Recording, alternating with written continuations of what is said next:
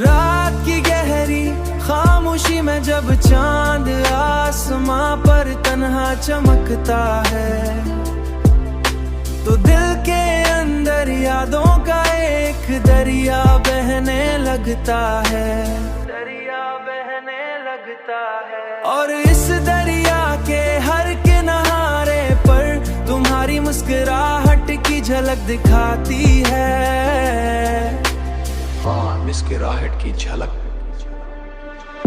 मैं अक्सर सितारों को देख कर सोचता हूँ, मैं शायद इनकी रोशनी में कहीं तुम्हारी आंखों की चमक भी छुपी हुई है। मैं जिंदगी के इस लंबे सफर में बहुत से लोग मिले, मैं मगर दिल को वो सुकून कहीं मिला जो तुम्हारी खामोश बातों में था।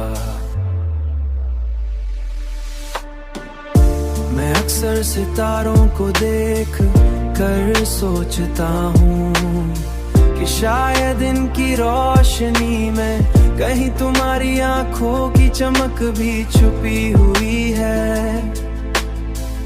जिंदगी के इस लंबे सफर में बहुत से लोग मिले, मगर दिल को उस कहीं ना मिला जो तुम्हारी खामोश बातों में था, खामोश बातों में था।